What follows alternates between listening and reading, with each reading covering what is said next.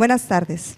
La Universidad Autónoma de Baja California, a través del Instituto de Investigaciones Culturales Museo, les da la más cordial bienvenida esta tarde a la conferencia inaugural del semestre 2025-2, Pensar en clave de lo común para enfrentar tiempos aciagos, enseñanzas del sur de México, que en breves momentos impartirá nuestra invitada, Charlene Curiel, de la Universidad Autónoma Benito Juárez de Oaxaca, a quien damos una cordial bienvenida a este foro universitario.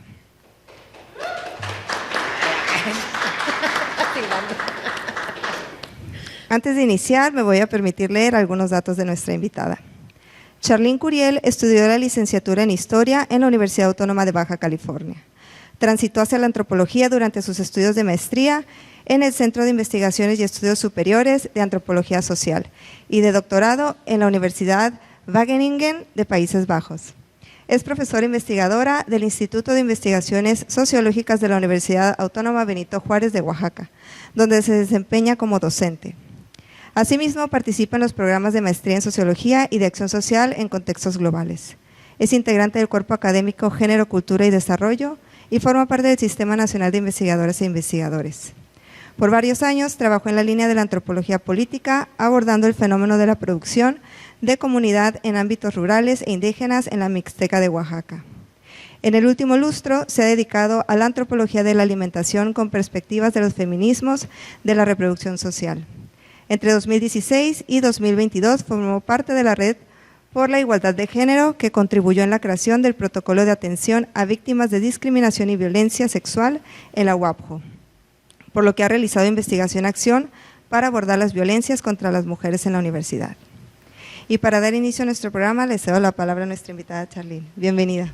Muchas gracias. Bueno, buenas tardes. Pues primero que nada, muchas gracias por estar aquí. Muchas gracias por la invitación. Nuevamente reitero mi profundo agradecimiento al IC Museo, a Lorenia, a Areli, pues por la iniciativa de invitarme a hacer esta conversación con ustedes, a pensar en conversación, como dice Segato, ahora que están iniciando pues su maestría, así que pues me da mucho gusto pues poder compartirles algo de lo que pues trabajamos, vemos, experimentamos y tratamos de practicar justo pues en medio de estos tiempos aciagos, ¿no? Entonces, bueno, me voy a permitir presentarles esto que preparé. Vamos a dejar como preguntas y comentarios hacia el final de la presentación, entonces cualquier cosa que quede ahí medio en duda, lo que sea, pues con confianza anótenla para que no se les olvide y después hacemos un espacio más de conversación, ¿no? Cuando yo digo vivimos tiempos aciagos tiene una etimología que quiere decir eso, ¿no? Es decir, tiempos catastróficos, tiempos de sufrimiento, tiempos tristes, tiempos de desgracia, de tristeza, ¿no? Que están marcados pues justamente por acontecimientos colectivos que pueden ser un drama, una tragedia, como pues el genocidio, pero también personales, ¿no? Es decir, hay gente que pasamos tiempos aciagos con un duelo, ¿no? Con problemáticas que tenemos y de repente no vemos como por dónde, ¿no? Dónde se le ve la luz al final del túnel, ¿no? Entonces, yo estoy segura que vivimos tiempos aciagos, es decir, vivimos tiempos en donde están pasando una cantidad de cosas que de repente nos sobrepasan, ¿no? Entonces, y nos pasan dos cosas, ¿no? O estamos ahí todo el tiempo viendo, expresando indignación, o de plano mejor hacemos como que no pasan y volteamos para otro lado, ¿no? Porque es demasiado, ¿no? Pero ¿qué está provocando estos tiempos aciagos, ¿no? Es decir, ¿qué provoca lo aciago de los tiempos? Es una pregunta que yo me hago constantemente. Y pues uno tiene ahí una serie de conceptos, ¿no? Que se han desarrollado mucho, sobre todo desde las teorías feministas, pero que esos conceptos, digamos, esas abstracciones se expresan en cuestiones muy concretas, ¿no? Es decir, estamos en un tiempo desde hace 2 años de genocidio, ¿no? Contra el pueblo palestino, vemos la precarización de la vida constantemente, ¿no? Las guerras, pues ahorita tenemos una, ¿no? Esa de Ucrania y Rusia, que ya se nos olvidó porque hay un genocidio, pero ahí también están matando gente todos los días, ¿no? El ecocidios, ¿no? Ayer hablamos mucho de eso, ¿no? En la reunión que tuvimos, ¿no? El tema del medio ambiente, de los recursos, de la contaminación, de la falta de agua, de las sequías, del cambio climático, o sea, pero luego tenemos como estas cosas que causan muchísimo dolor, ¿no? En las familias, la desaparición forzada, los feminicidios, ¿no? La violencia social, ¿no? Mucha conflictividad justamente, que es una expresión, ¿no? Del desasosiego, de la incertidumbre, ¿no? Que movimientos, que bloqueos, que contestaciones al Estado, al autoritarismo, etcétera. Un irrespeto a los derechos humanos, ¿no? Todo el tiempo, constantemente estamos denunciando, ¿no? Los derechos de las mujeres, los derechos de las poblaciones LGBT, los derechos de los indígenas, la violencia institucional, es decir, todo un conjunto de cosas que también están muy asociadas a un debilitamiento institucional, ¿no? En la medida en la que, como dice Giddens, las instituciones se están vaciando, ¿no? Vivimos como instituciones cascarón, ¿no? La familia ya no es lo que se supone que tenía que ser, el Estado evidentemente no lo es, los partidos políticos tienen la legitimidad de una pulga maestrada, es decir, no, las instituciones así como colapsando en un debilitamiento, ¿no?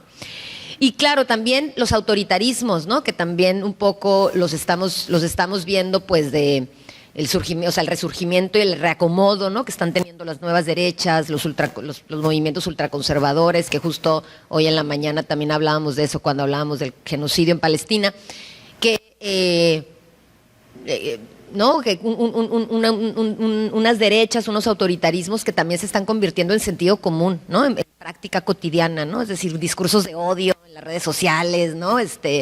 O sea, es decir, estamos así, ¿no? O sea, es too much, ¿no? Digamos, es como demasiado, ¿no?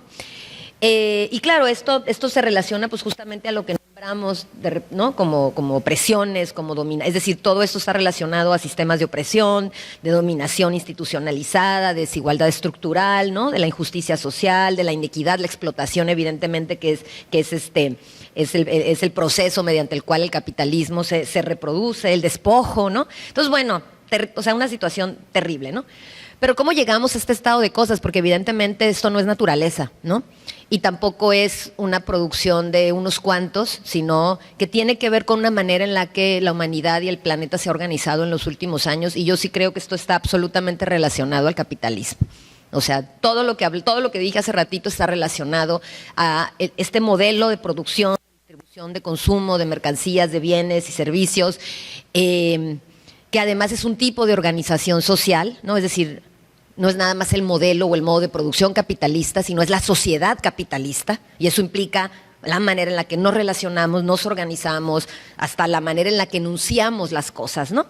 Esta sociedad capitalista que justamente requiere de esos sistemas o de estos regímenes de poder y de dominación para, pues, reproducirse, ¿no? El sexismo, el racismo, el clasismo, el capacitismo, el especismo, ¿no? Y que está muy asociado también a la experiencia, digamos, ¿no? De construir una visión del mundo desde el antropocentrismo, ¿no? En donde hemos puesto al ser humano en el centro, pero no a cualquier ser humano, ¿no? Al hombre blanco, occidental, judio-cristiano, cisgénero, con propiedad, ¿no? Es el sujeto de la modernidad, ¿no? Y eso nos ha derivado, pues, justamente en que en una cosmovisión, digamos, ¿no? En donde el hombre, el ser humano, el hombre, que es todavía hasta hace poco era lo mismo, digamos, era el equivalente, el hombre, el ser humano, está en el centro, pues es que hemos aprendido a despreciar todo lo demás, ¿no? Es decir, todo lo demás queda en los márgenes de esa sociedad, es lo que no importa, ¿no? Y ahí incluimos a, pues, todo lo no humano, lo alterhumano, ¿no? Que son seres sintientes para los que les hemos despojado, ¿no? De sensibilidad. Entonces, este modelo, esta sociedad, pues pone en el centro valores o principios, pues, que privilegian la libertad individual, el consumo, el hiperconsumo, y ha convertido todo en mercancía, ¿no? Es decir, todo está ahí puesto para circular como mercancía, ¿no? Y quien pague, pues, ¿no? La violencia ya es una mercancía, y evidentemente la vida se ha convertido en una mercancía.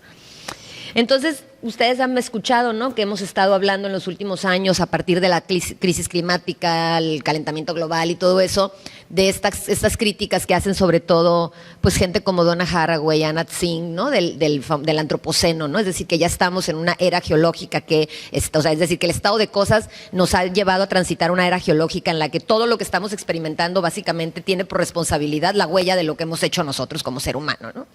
Entonces, hay esas discusiones que seguramente también han escuchado, ¿no?, que si el antropoceno realmente no distribuye las responsabilidades, ¿no?, que deberíamos de enunciar y de enfocar, que estamos en donde estamos no solo porque los seres o las y los seres humanos hacemos lo que hacemos, sino porque hay un modelo de producción y de consumo muy específico, ¿no? Entonces, pues del antropoceno empezamos a discutir el capitaloceno, ¿no? Y lo que dice Nancy Fraser, este libro, por cierto, lo tienen aquí en la biblioteca, lo acabo de ver, así que vayan por él así a sacar. Nada más hay uno, así que te lo turnan. Es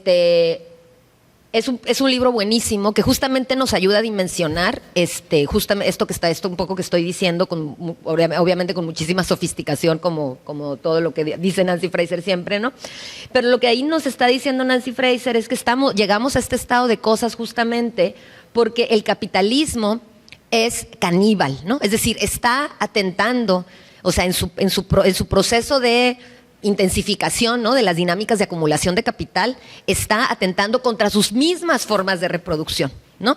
Entonces, ella habla de 3 aspectos que son muy importantes de tener en cuenta, ¿no?, para lo que sigue, para lo que vamos a hablar después.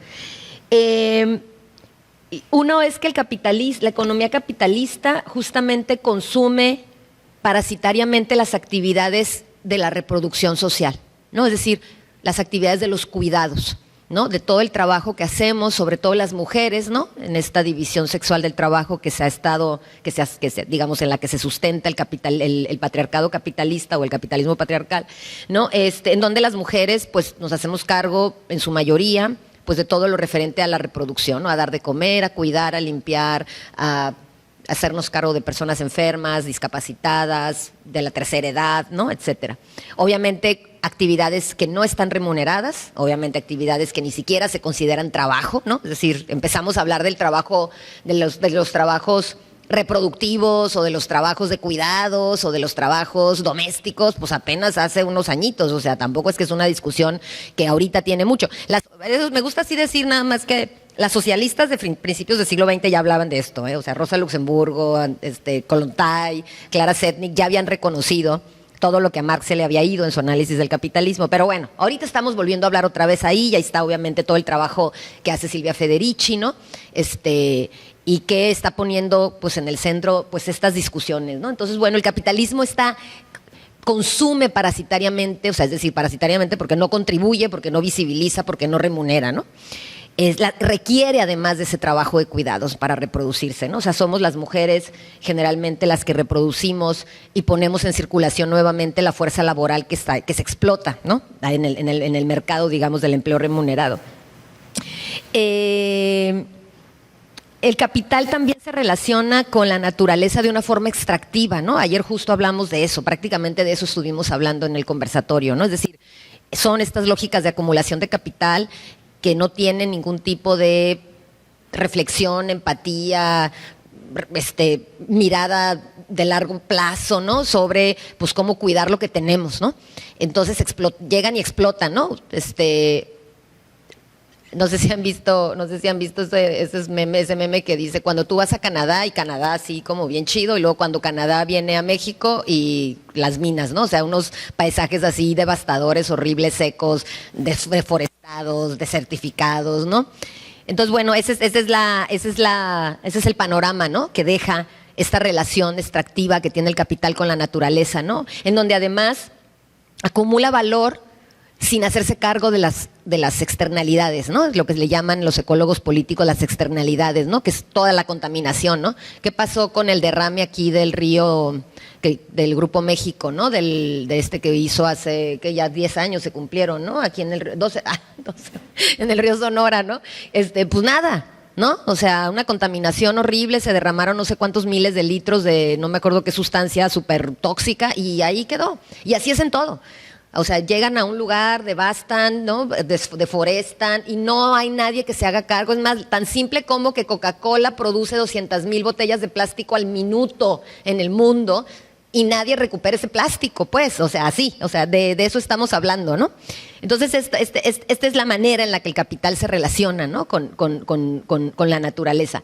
Y por supuesto, otra cosa que se traga, digamos, pues es la democracia, ¿no? Ahí justo también ayer hablábamos y hoy también hablábamos, ¿no? De la crisis, pues de lo que nos han vendido como democracia liberal, representativa, cualquier cosa que, ¿no?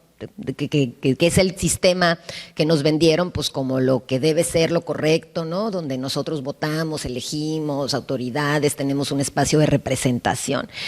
Evidentemente ya estamos entendiendo que el capitalismo es profundamente antidemocrático, ¿no? Porque evidentemente no está permitiendo que sean las mayorías las que definan sus futuros, sus autoridades y sus ejercicios de poder. O sea, son personas, es un 1%, como decía el movimiento Occupy Wall Street, ¿no? Es el 1% que está tomando las decisiones, ¿no? Y que cuando hay posibilidades de tener gobiernos que verdaderamente representan al pueblo, pues entonces ahí vienen los golpes de Estado, ahí viene el intervencionismo, ahí viene la guerra contra las drogas, ¿no? Ahí viene la guerra contra el terrorismo, ¿no? Es decir, entonces el capitalismo es profundamente antidemocrático, ¿no? Entonces, eso pues evidentemente genera reacciones, o sea, ya estamos hasta las narices, ¿no? Es decir, ya hay cosas que nos están rebasando y hay mucha gente que está decidiendo ponerle nombre a esto y decir, bueno, esto ya basta, o sea, el problema ya, o sea, allá, ¿no? El capitalismo no está funcionando, ¿no? Así, no está funcionando, ¿no? Cambiemos el sistema, no el clima, o sea, el problema no es el clima, es el sistema que provoca este clima, ¿no? El capitalismo es fascismo, ¿no? Entonces, ya hay una serie de reacciones al respecto, ¿no? Y que las vemos, pues, digamos, en los ámbitos de los sindicatos, ¿no? De los movimientos feministas, de las luchas antidespojo, antidefensa del territorio, ¿no? Entonces, pero también las vemos en los pueblos. O sea, hay un nivel muy profundo de reflexión, ¿no? Porque los pueblos indígenas y los pueblos que, digamos que por mucho tiempo, bueno, hemos considerado indígenas, pero que son pueblos que no habían tenido una interacción, digamos, con la modernización o la sociedad moderna, pues están siendo también víctimas de procesos de despojo. En tanto, viven en territorios, como lo decíamos ayer también, no son los que viven en los territorios que mejor conservados han estado, porque justamente tienen prácticas sociales que permiten la regeneración, ¿no? La regeneración de los bosques, de las selvas, etcétera, ¿no? Entonces, claro, pues cuando de repente se dan cuenta que un lugar tiene un montón de agua, pues sí, todo ese montón de agua es porque hay alguien que la cuida. Ah, no, pues ahí llega Bonafont a instalar su fábrica para sacar agua que luego nos vende embotellada. Entonces, ahí están los pueblos, pues reaccionando, ¿no? Reaccionando al despojo, al extractivismo, porque además por sus territorios pues están pasando, en el caso de México, pero seguramente en toda América Latina está sucediendo lo mismo, pues están pasando los famosos megaproyectos, ¿no? Tenemos el Tren Maya en la península de Yucatán, tenemos el corredor interoceánico, los proyectos mineros. Recuerden ustedes que México es un país que tiene, no voy a decir números porque la verdad sinceramente no me acuerdo, pero una cantidad exagerada y un porcentaje de la tierra concesionada a la minería que es extravagante. O sea, no quiere decir que toda está siendo explotada ahorita al mismo tiempo, pero las concesiones están ahí, ¿no? Sobre todo las dieron Vicente Fox y Felipe Calderón. Entonces, bueno, entonces hay una reacción, ¿no? O sea, hay una reacción ya de los pueblos, de la gente, de la gente en las ciudades, de los pueblos, en donde ya hay una lectura crítica, pues de que ya si no empezamos a hacer algo, si no nos empezamos a organizar, pues esto se puede poner peor, ¿no? Entonces, yo les quiero hablar de unas experiencias del sur de México que han estado en la práctica y en el discurso, produciendo una manera, digamos, de enfrentar estos como imperativos de la sociedad capitalista, justamente apostando por el común, por lo colectivo, ¿no? Por lo comunitario. Entonces, les voy a hablar de la propuesta de la comunalidad en Oaxaca, porque no sé, como que de repente pensé que a lo mejor es un pensamiento que en Oaxaca todo el mundo lo conoce y a todo el mundo lo interpela, pero que probablemente no es muy conocido fuera, digamos, del Estado, ¿no?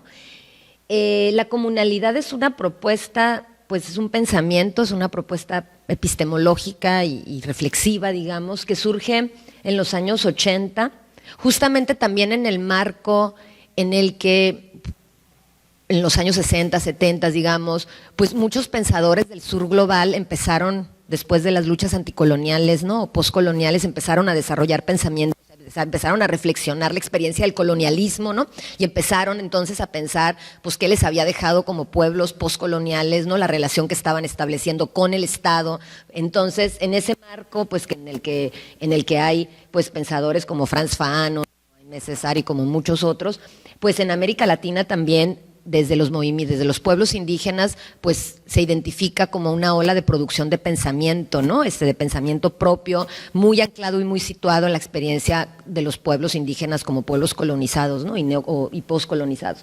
Entonces, en Oaxaca, estos intelectuales indígenas, Jaime Martínez Luna, que es un zapoteco, y Floriberto Díaz, que es un ayuk, o también ayuk o mije, ¿no? Tienen se le puede decir dos nombres al pueblo ayuk o mije, que son de la Sierra Norte de Oaxaca, ¿no? La Sierra Norte de Oaxaca es una de las 8 regiones en las que está dividida el Estado, y justo también, digamos, las propuestas estas estas propuestas de esta propuesta de la comunalidad también en México, sobre todo, se intersecta o llega o se produce también en el marco de no voy a decir las primeras, pero quizás las más visibles manifestaciones de los pueblos indígenas como sujetos indígenas, ¿no? Es decir, hasta antes de los años 70, la movilización de los pueblos era muy en relación a su condición de campesino, pero hay, a partir de los años 70, un reconocimiento de la condición étnica que empieza a movilizar en América Latina las poblaciones en su condición, digamos, de pueblos indígenas, ¿no?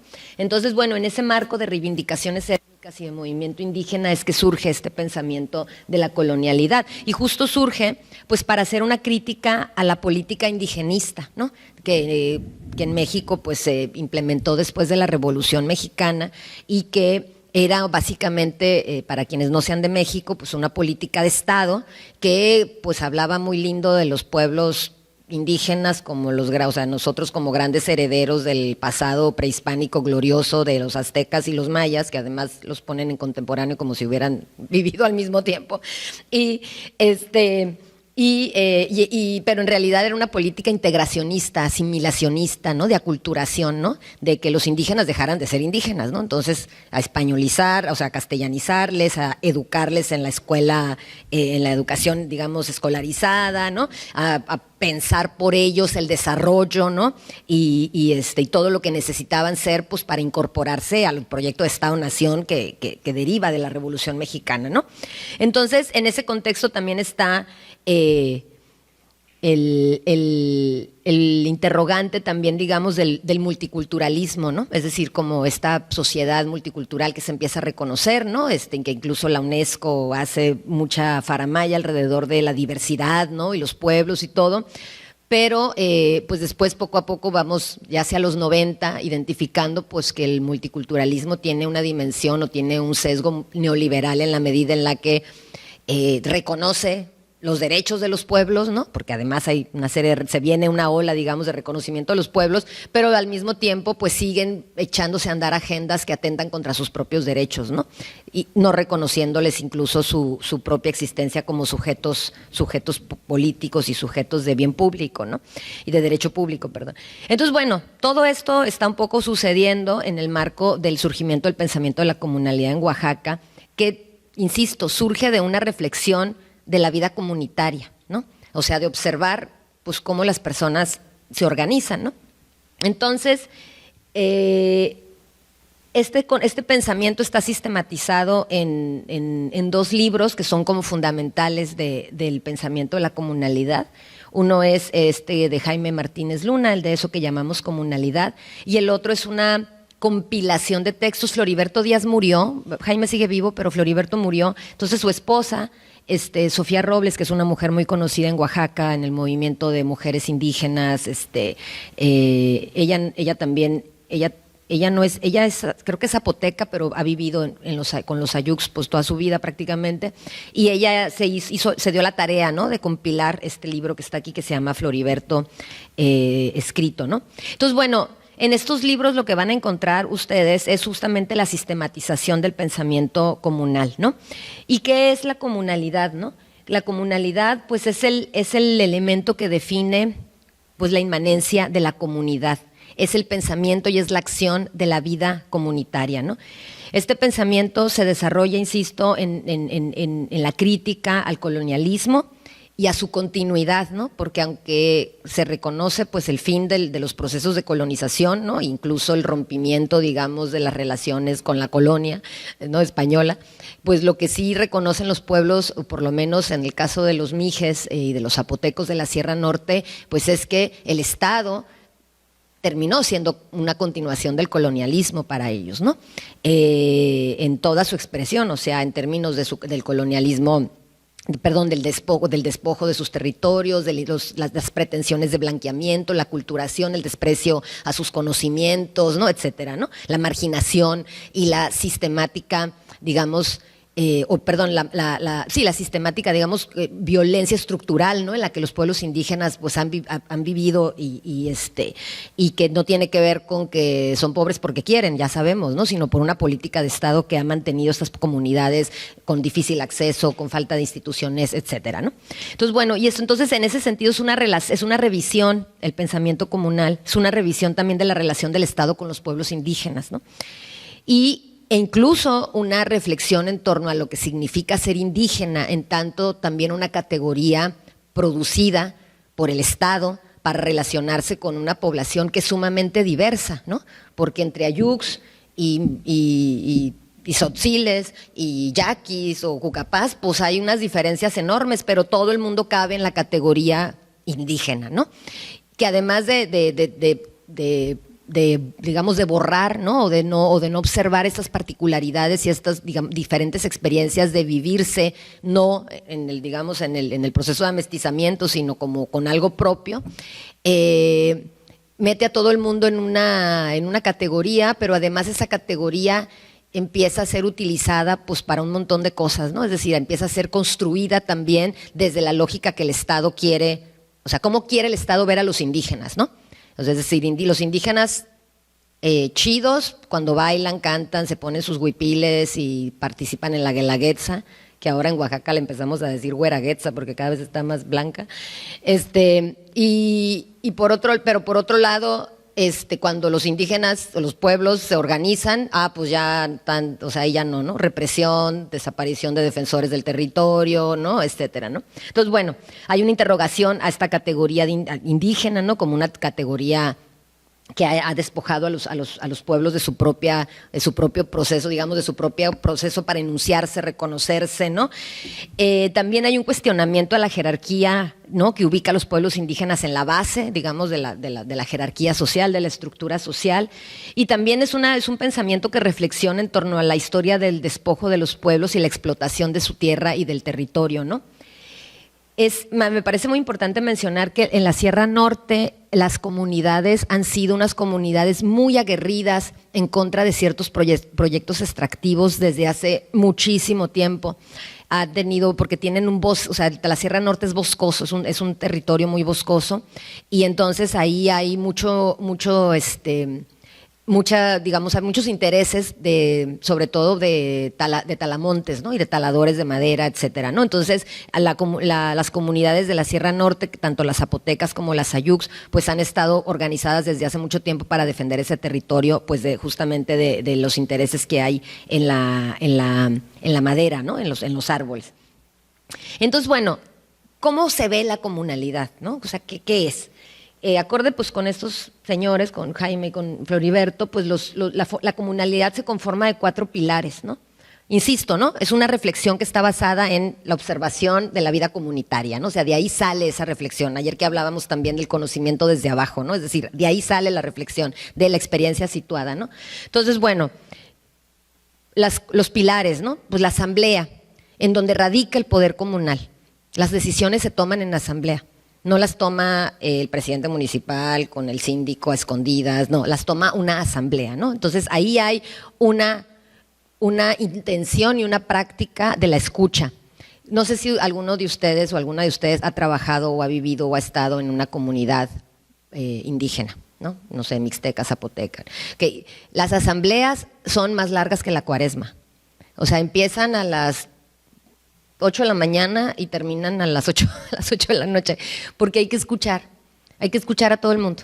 O sea, la gente habla, toma la palabra, escucha, propone, dispone, entonces se negocia, entonces se dice, entonces le quitamos, entonces le ponemos. Entonces hay un ejercicio de escucha, ¿no? O sea, se dan el tiempo y generalmente, de hecho, por eso las hacen el domingo, porque los domingos es el día que nadie trabaja, ¿no? Entonces van a hacer ¿no? Van a ejercer su poder de comunidad en una asamblea en donde se colectiviza la palabra y entonces se escucha, ¿no?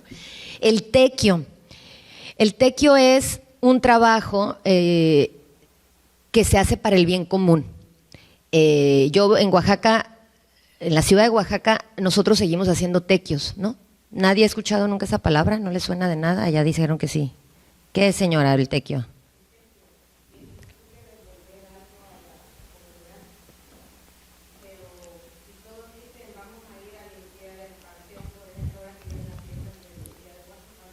Van todos al pan. Exactamente. Bueno, eso es una novedad capitalista, porque antes no era así.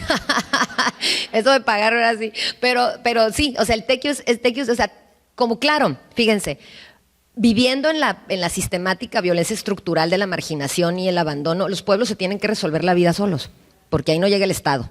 Ahí no hay varo, ahí no llega, no, pues ahí hay que resolverse la vida. Entonces, ¿cómo le hacemos el día que va a llover y sabemos que se nos va a inundar aquí todo? Pues hay que hacer unas zanjas. ¿Y quién la va a hacer? Si no hay tractor y no llega la secretaría de no sé qué, no llega nadie, pues lo tenemos que hacer nosotros para prevenir que se nos inunden nuestros cultivos, que son de todos además, ¿no? Porque de ahí todos comemos, ¿no? Entonces, pues se llama tequio, así se dice, llamar a tequio. Nos juntamos todo mundo y empezamos a chambear. Generalmente, pues si son trabajos pesados, pues los hacen los señores, ¿no? Y las mujeres preparan la comida y la llevan, pues para que los señores coman, para que sigan dándole ahí a la zanja y termine aquello bien, y que cuando llueva, pues no se vaya eso a las milpas y entonces haya una catástrofe alimentaria porque no va a haber comida, ¿no? El tequio es una institución al interior de las comunidades, ¿no? Y es una experiencia de trabajo en donde lo más importante es digamos, es a nivel de lo comunitario, es decir, identificamos el bien común, pero también es a nivel, digamos, individual. Si yo tengo algo en mi casa que necesito arreglar, vienen todos a arreglar eso a mi casa, pero el día que mi vecina necesita algo, pues yo voy también, ¿sí? Y eso es muy importante, porque es ir y venir. De hecho, hay lugares en donde el tequio se llama mano vuelta, ¿no? Es decir, yo doy y recibo, porque de eso se trata la reciprocidad, ¿no? Entonces, bueno, esto es algo muy importante, ¿no? Y esto se ha trasladado en Oaxaca, por lo menos hasta las ciudades. Yo en mi barrio tengo que hacer tequio los domingos, si hay algún problema de basura, si hay un problema de alcantarilla, ahí andamos todos los del barrio pues haciendo lo que hay que hacer, porque es el tequio, ¿no? Otro de los pilares de la comunalidad, pues es la celebración, es la fiesta. Hay una reflexión importante en torno a el indígena construido como víctima, ¿no? O sea, ustedes conocen ese horrible imagen de un hombre vestido de calzón blanco con un sombrerote abajo de un nopal agachado, ¿no? Como la imagen del indígena, de lo rural indígena, ¿no? Para darle la vuelta a eso y hackear esa idea, ¿no? Del indígena como la víctima, ¿no? Pues es muy importante la fiesta, porque las fiestas reconstruyen y reactualizan vínculos sociales y lazos comunitarios, ¿no? La fiesta que luego de repente personas pues que no hemos vivido en experiencias comunitarias, pues vamos ahí y vemos, se gasta un montón de dinero y híjole, son 3 días de fiesta y así, no hombre, o sea, aquello se pone pero súper hardcore, ¿no? Entonces, pero si no se hiciera, o sea, es decir, es una manera que la gente tiene de decir aquí estamos, aquí somos y nos volvemos a conectar, ¿no? Tanto las fiestas comunitarias, ¿no? Tipo las del Santo Patrono, pero también las fiestas de mi familia, ¿no? A donde viene todo el mundo a ayudarme porque si mi hija se casa o mi sobrina tiene la primera comunión o lo que sea, ¿no? Entonces hay un lugar para el gozo también, ¿no? Y claro, el territorio, ¿no? Es evidente, o sea, es un pilar importantísimo, ¿no? El territorio, que es la casa del pueblo, o sea, no la casa como casa, sino el territorio y todo lo que lo construye, sus bosques, su agua, sus manantiales, sus animales, etcétera, ¿no? Y el territorio implica en la flor comunal, digamos, en la idea, ¿no? Del principio que lo sostiene, pues un respeto al territorio, ¿no? Es decir, no lo vamos a devastar, no vamos a ir por todos los árboles que están plantados ahí, no nos vamos a extraer toda el agua que sale del manantial, es decir, lo vamos a respetar.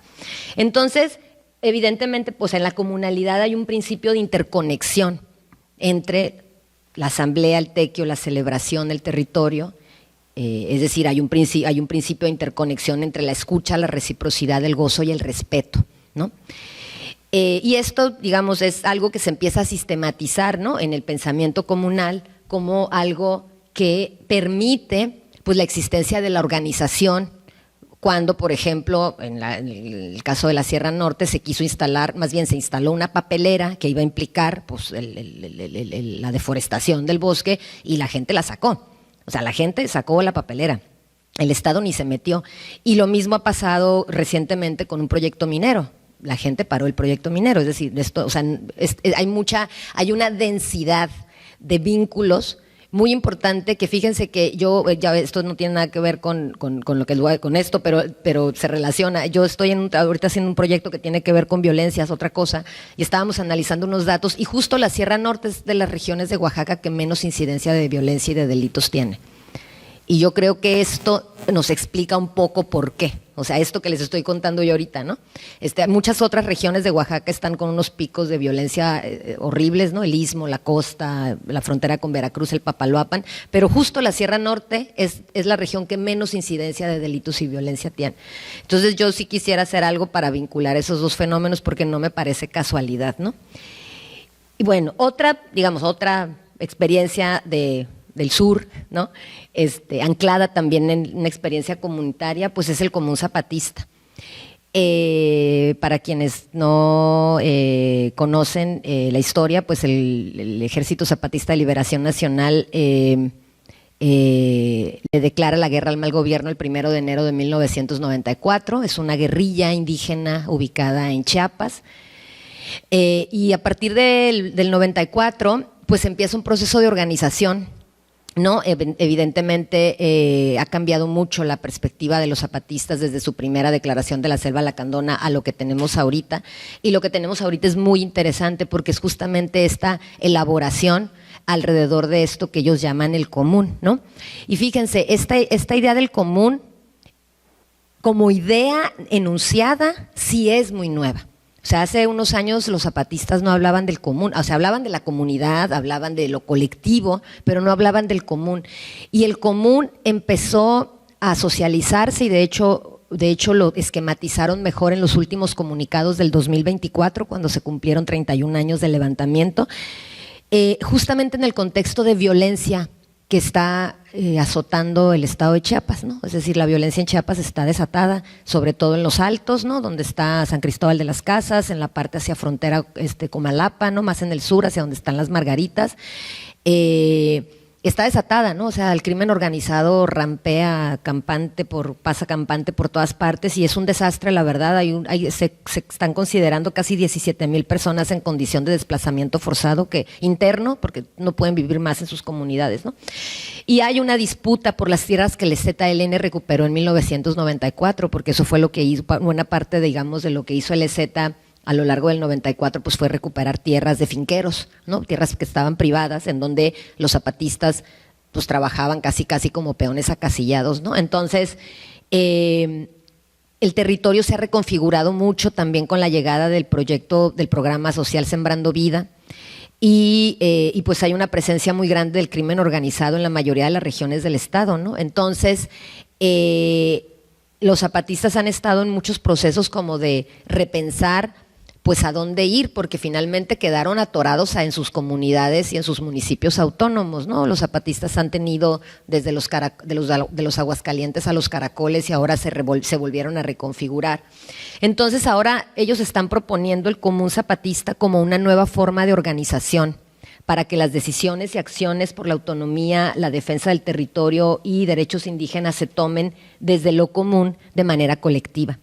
Entonces, el Común Zapatista está motivado por una nueva realidad, que es algo que está pasando, que justamente por este como novedoso contexto de violencia que sobre todo empezó a, digamos, como a presentarse durante la pandemia, de la pandemia para acá, ¿no? Del 2020 para acá, está haciendo que comunidades que no son zapatistas empiecen a trabajar en colectivo con las comunidades que sí son zapatistas, ¿no? Y han estado haciendo entonces a partir de la experiencia, ¿no? de que les dicen los partidistas, ¿no? A los que no son zapatistas, los zapatistas les dicen los partidistas, ¿no? Porque los asociaban con el PRI, ahora con Morena, ¿no? Pero bueno, esta nueva como lectura que están haciendo esta como relectura que están haciendo del capitalismo después de 31 años de levantamiento y que están observando de qué manera el despojo es generalizado, no nada más hacia ellos, sino hacia incluso los pueblos que no se hicieron zapatistas, ¿no? Los pueblos que digamos que quedaron ahí como, digamos, como otros, ¿no? Ahora les obliga a trabajar en colectivo, ¿no? A construir en colectivo cosas, ¿no? Entonces, esto está implicando justamente una reorganización, ¿no? Una reorganización contra el despojo, contra la crisis ambiental y contra la violencia, ¿no? Y justo también muy motivado pues por el megaproyecto del Tren Maya, ¿no? Que también está afectando parte del territorio de Chiapas, ¿no? Las consecuencias pues socioambientales, económicas y políticas pues que esto está teniendo en los tejidos sociales, en la experiencia y en la experiencia pues de las comunidades, ¿no? Entonces esta reorganización, digamos, esta reorganización de lo común o del común, como le llaman ellos, pues es una práctica y un tipo de relación social en donde también están considerando pues lo alterhumano, ¿no? Es decir, lo que tienen que cuidar para garantizarse su reproducción, ¿no? Entonces, en sus últimos comunicados del 24 explicaban que el común quiere decir buscar juntos el camino, ¿no? Donde la propiedad debe ser del pueblo y común y el pueblo tiene que gobernarse a sí mismo, ¿no? Y entonces sacaron una serie de comunicados alrededor de un quirófano que hicieron, no sé si vieron la noticia que pusieron así, zapatistas construyen quirófano en la selva lacandona. Y entonces explican quiénes hicieron ese quirófano, ¿no? Para quienes no conocen, ¿hay alguien aquí que haya estado en Chiapas con los compas? ¿Tú, Lorena? ¿Tú también? Ok. Para quienes no conozcan, los zapatistas tienen 31 años viviendo en la autonomía. Esto quiere decir que ahí no entra el Estado. O sea, es decir, los zapatistas si tienen hospitales porque se los hicieron ellos, si tienen clínicas es porque se las hicieron ellos, si tienen escuelas es porque se las hicieron ellos. Es decir, todo lo que hay en las comunidades zapatistas se lo hicieron los zapatistas, ¿no? Con apoyo, sí, de organizaciones, de solidaridad y todo, pero no entran programas sociales, no entra el Estado, pues, ¿no? Entonces, pues no había quirófano, o sea, para operaciones así serias, ¿no? Entonces, bueno, pues se hicieron uno. Entonces, esta reflexión sobre el quirófano les hizo escribir pues este comunicado sobre su quirófano que se llama así, El común en la falda de una montaña, un quirófano en la selva lacandona, ¿no? Y ahí explican pues cómo se logró el quirófano, ¿no? Entonces hablan pues de que participaron compañeros partidistas, como les llaman ellos, ¿no? Que luego a veces ni son de partidos, pero nomás por estar señalando ahí a los que no son zapatistas, a veces muchos de ellos ni son de partidos políticos, pero les dicen así, los partidistas, compañeros del Congreso Nacional Indígena, compas zapatistas, gente de varias religiones o sin religión, de distintas generaciones, de distintas lenguas, raíces, historias, ¿no? Y dicen ellos, esto no es un trabajo solo de zapatistas, sino que es del común, ¿no? Y ahí aparece el común como algo, o sea, es algo que está haciendo algo, ¿no? Es algo que produce cosas, ¿no? Y produce cosas tangibles, materiales, allá hay un quirófano, ¿no? Y Y dice, ¿no? Todo eso es de ellos, es decir, es de su comunicado, ¿no? Cada pieza del rompecabezas es necesaria para completarlo. Cada quien es quien es y no deja de serlo, pero se hace común para construir algo. Un todo que beneficia a las partes sin subordinarlas, cooptarlas, reclutarlas, aleccionarlas, absorberlas. Y luego pregunta, ¿quién lleva la cuenta del sudor, las lágrimas, los desvelos, las enfermedades, el hambre, el hacer las cuentas, el cartel, la promoción, la organización de quienes trabajan hoy, cerca y lejos en ese rincón? La incorporación a las tareas cotidianas en la zona zapatista, o sea, el común, es un lugar de aprendizaje. Antes de los dineros había salud y la enfermedad de más querer tener no existía, había el común. A mí estos comunicados sobre el común y sobre el quirófano me hicieron pensar mucho justamente en Nancy Fraser. No, es decir, mientras Nancy Fraser dice que el capitalismo atenta, ¿no?, contra estas tres dimensiones, ¿no? O sea, atenta contra sus propias formas para reproducirse, ¿no? Porque está atentando contra las actividades no remuneradas cuando estamos sobreexplotadas las mujeres, ¿no? Empeñadas, digamos, invirtiendo energía vital en la reproducción social. Es profundamente antidemocrático y además tiene esta relación extractiva con la naturaleza. Y luego yo leo esto y pienso justamente que aquí está toda la clave, desde mi perspectiva, para desmontar las maneras en las que, ¿no?, el capitalismo nos está llevando estos tiempos aciagos de los que estábamos hablando al principio, ¿no? Es decir, aquí hay reconocimiento de todo lo que se necesita para sostener una lucha, ¿no? Esta pregunta, ¿quién lleva la cuenta? Preguntarse eso implica que se está reconociendo que ahí hay un trabajo que se invierte, ¿no?, que no es reconocido, que no es pagado, pero que es indispensable para producir el común, ¿no?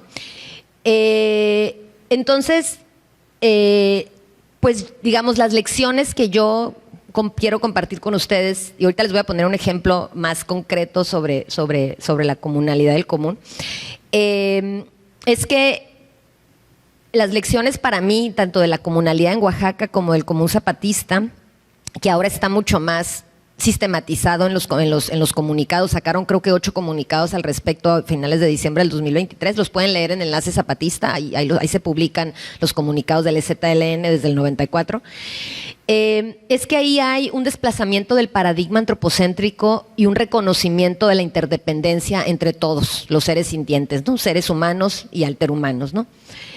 Son, como dice Alejandra Aquino, una amiga, colega mía de Oaxaca, dice, son pensamiento con potencial teórico emancipatorio porque construyen conceptos propios para nombrar realidades que están situadas, ¿no? Y eso también necesitamos un lenguaje propio porque hablamos como habla el capital, ¿no? Hablamos de recursos, ¿no? Hablamos de desarrollo, ¿no? O sea, es decir, necesitamos un nuevo lenguaje, ¿no? Y ellos están produciendo desde esas experiencias nuevos conceptos, ¿no?, para nombrar la experiencia situada. Son práctica encarnada y vivida.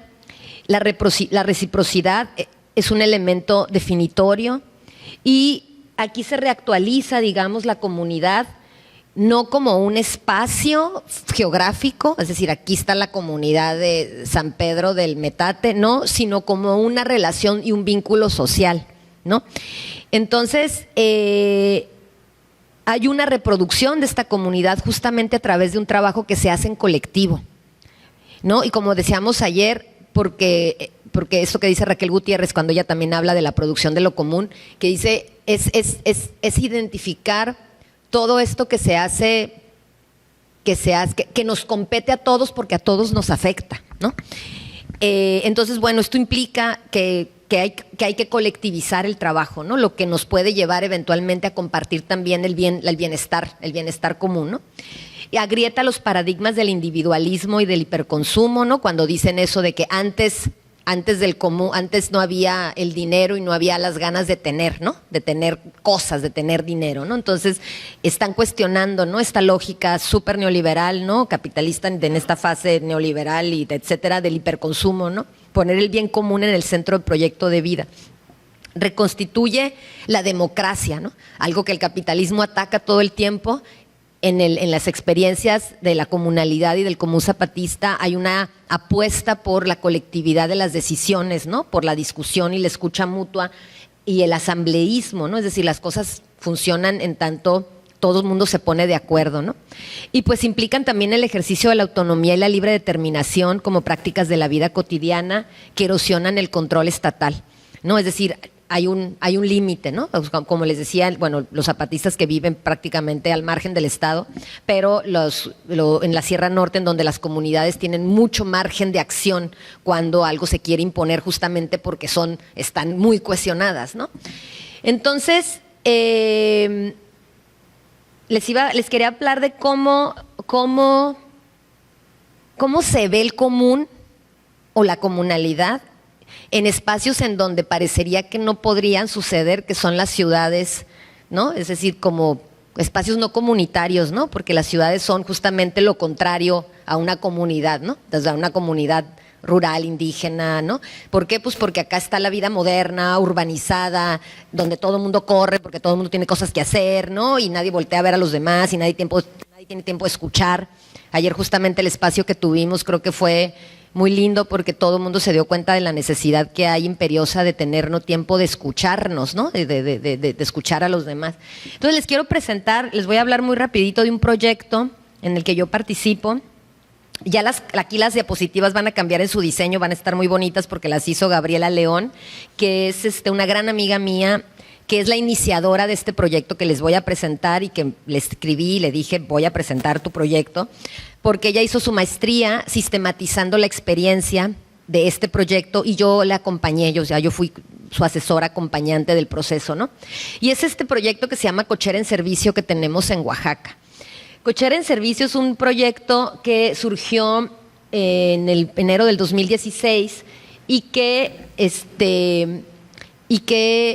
empezó en la cochera de una casa. Ese es un barrio al ladito del centro histórico de Oaxaca, ¿no? El barrio de Jalatlaco. Y Gabriela pues tiene su casa y una vez se le ocurrió, reflexionando sobre todo lo que sus vecinos por ahí tenían, porque muchos de los vecinos de Gabriela tienen árboles frutales. Y cuando hay producción hay demasiada, ¿no? O sea, cuando sale limón salen muchísimos, ella tenía muchísimos chayotes, había gente que tenía otras cosas. Y entonces empezó a convocar a sus vecinas y vecinos a un trueque de lleven lo que tienen y yo tengo limones, tú te llevas chayotes, ¿no? Y entonces esto empezó así.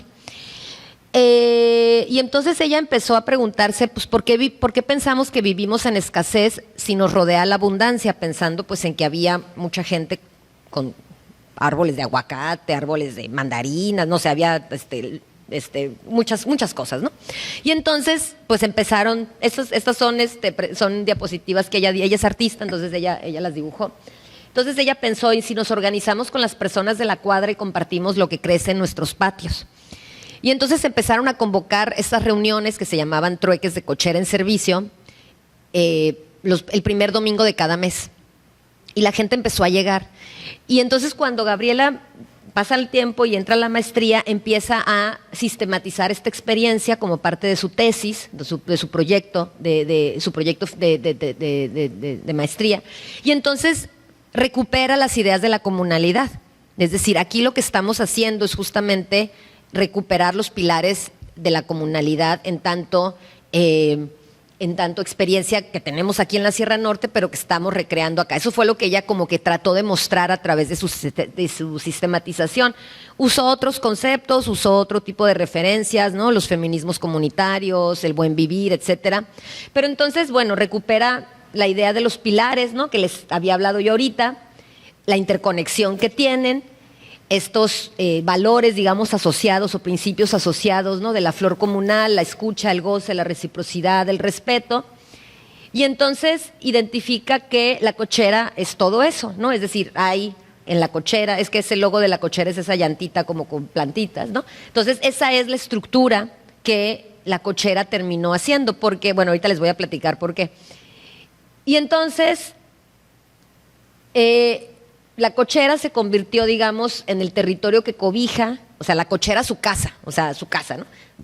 Que la gente que se reúne la gente que se reúne tomaba decisiones en cosas que había que hacer, porque ahorita les voy a platicar qué es lo que hemos hecho, porque hemos hecho muchas cosas. Nos reuníamos y satisfacíamos ciertas necesidades con alegría. Eso es la celebración, porque cada reunión de cochera en servicio la gente llevamos algo de comer y compartimos, ¿no? Y algo de tomar. No nada más llevamos nuestra abundancia para que la gente tome, sino que también llevamos algo. Entonces todo termina siempre en una comida, ¿no?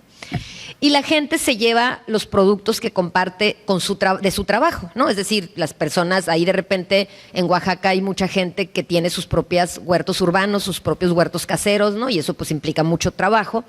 Y también empezamos a visitar huertos de los compañeros de cochera para ayudarles a hacer cosas, ¿no?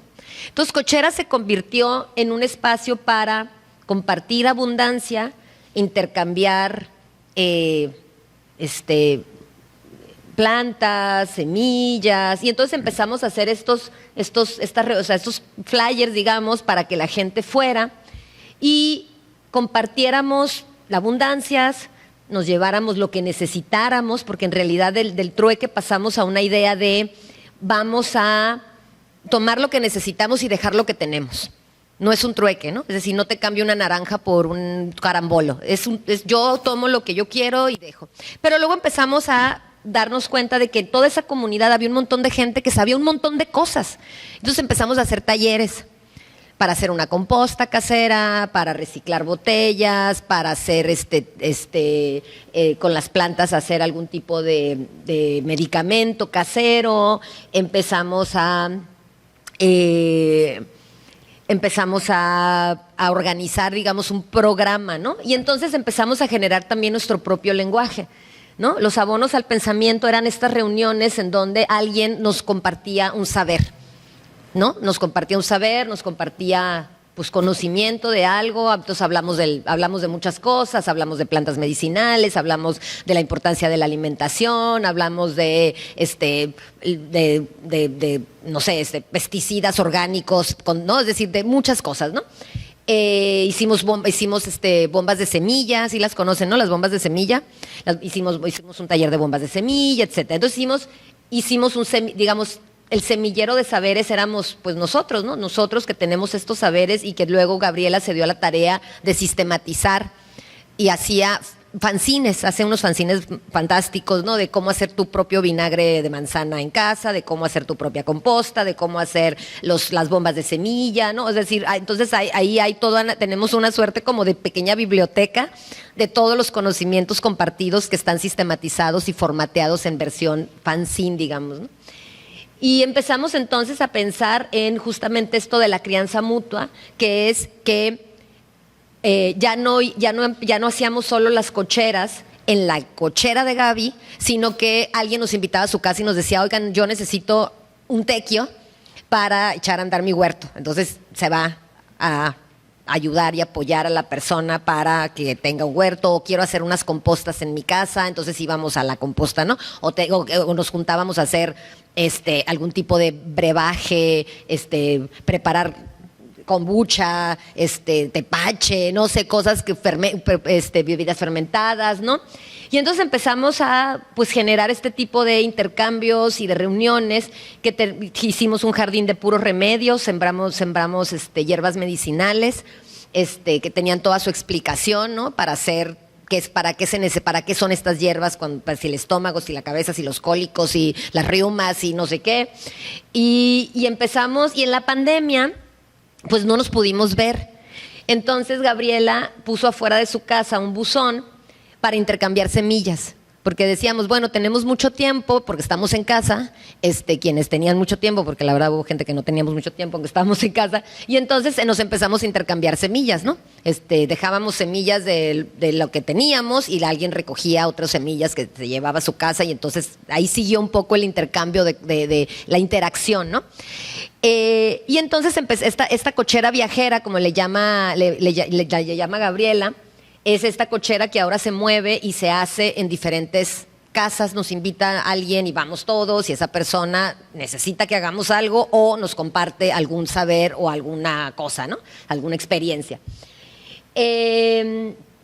Entonces, bueno, estamos también compartiendo conocimiento alrededor de las ecotecnias, ¿no? celebramos con una fiesta, digamos, de la abundancia, pero luego empezamos a ver, empezamos a tener en Oaxaca un problema muy serio con la recolección de basura, que se convirtió en un problemón. La ciudad estaba inundada de basura en el 2023, justo porque se cerró el relleno sanitario, y eso nos hizo a la gente de La Cochera pensar en nuestra responsabilidad, o sea, si estamos impulsando como este tipo de procesos a nivel chiquito nosotros, estábamos empezando a hablar mucho de la basura y de que cómo está la basura y de que el problema de la basura y que no podíamos quitarnos de encima la basura, y aunque tratamos de no comprar cosas que son basura, de todas maneras era un problema.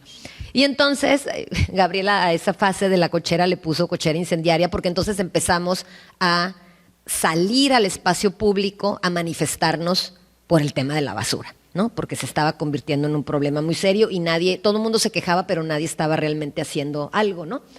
Entonces empezamos a interactuar con personas que no estaban, digamos, dentro de nuestra comunidad de Cochera, ¿no? Entonces fuimos a hablar con las personas afectadas por el basurero, que el basurero estaba ubicado en un municipio conurbado que se llama Sachila, y empezamos a ver las condiciones en las que vive la gente ahí, que son horrorosas y que no les voy a compartir acá.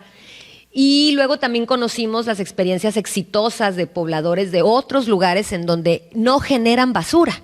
O sea, tienen un manejo de residuos súper interesante, ¿no? Y no generan basura, ¿no? Es decir, ellos no tienen basura, tienen prohibidos las bolsas de plástico, etcétera. Entonces, fuimos haciendo como un mapeo de personas que estaban también echando a andar como propuestas, para tratar de entender, pues, qué hace la gente que ya está en eso, ¿no? Entonces, durante muchas reuniones de Cochera estuvimos reflexionando sobre el reciclaje, sobre el reciclaje, y compartimos diferentes tipos de estrategias en torno a cómo no generar más basura, ¿no? Y entonces hicimos un pronunciamiento, ¿no? Que juntó bastantes firmas, juntamos un montón de firmas, dirigido a la Secretaría de Medio Ambiente, al estatal y municipal, al presidente municipal, o sea, ¿no? Estábamos y organizamos un foro que le llamamos el Foro Expandido de Ciudadanía Ecológica en el Yago, fue en donde pues llegó muchísima gente, porque ya el tema de la basura ya se estaba convirtiendo en aquello, era una monstruosidad. Entonces la gente llegó y todo el mundo con quejas y todo el mundo entonces ahí expresando, ¿no? Pero también compartiendo, pero también con ganas de organizarse alrededor de pues una problemática, insisto, que a todos nos afectaba, ¿no? Entonces la Cochera ha seguido, es decir,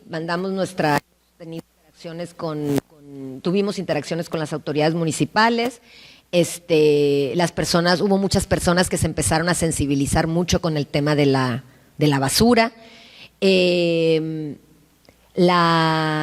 Lamentablemente, pues como hablamos ayer, pues el Estado pues o sea, ni nos ve ni nos oye, ¿no?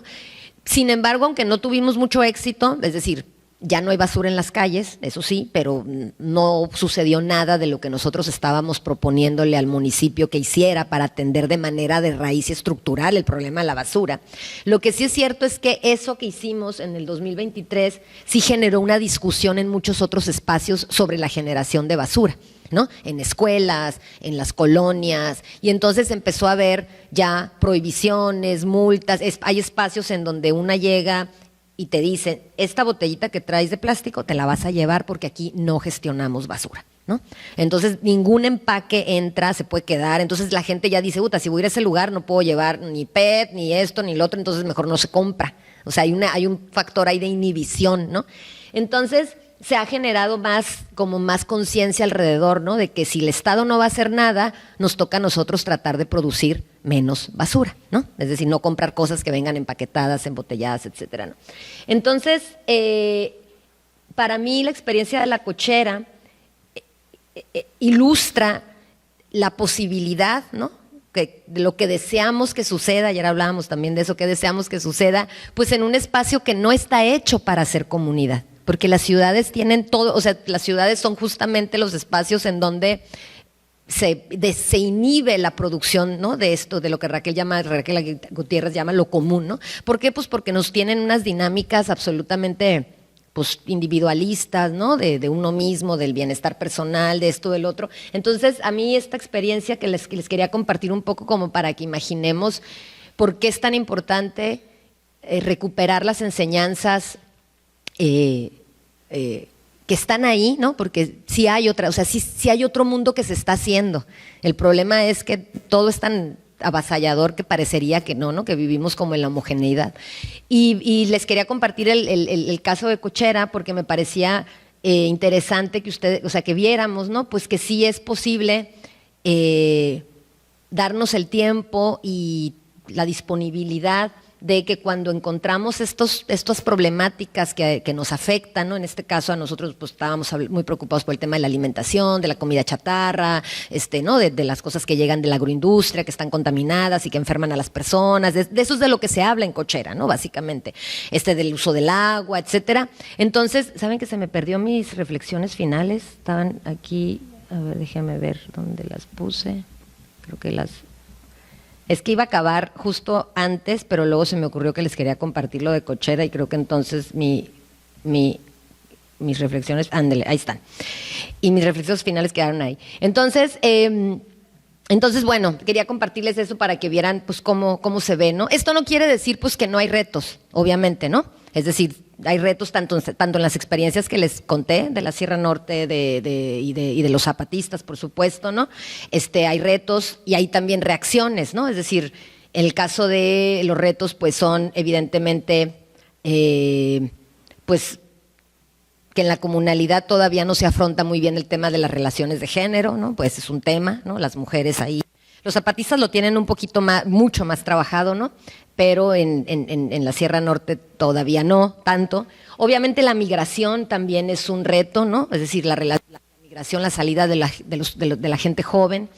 Y pues también los jóvenes de comunidad que también quieren salir de la comunidad, ¿no? Es decir, que no se quieren quedar ahí porque pues no ven mucho proyecto de vida, mucha expectativa, ¿no? Entonces esos son retos, tampoco se trata de romantizar y ver que todo esto está increíble, porque también hay cosas que las mismas comunidades están preguntando, ¿no? Hacia futuro, ¿cómo le van a hacer?